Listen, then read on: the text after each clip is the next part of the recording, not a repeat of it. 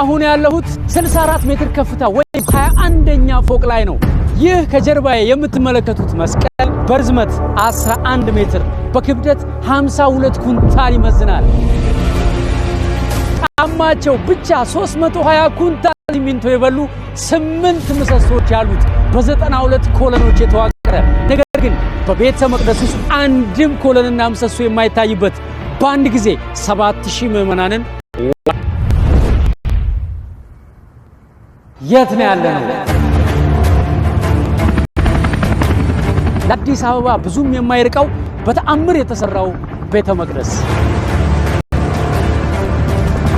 እስካሁን ከ90 ሚሊዮን ብር በላይ የፈጀውን ይህንን አስደናቂ ቤተ መቅደስ ብቻዬን አንጸዋለሁ ያለው ግለሰብ ማን ነው? እንደዛ ያለው ስለምንድን ነው?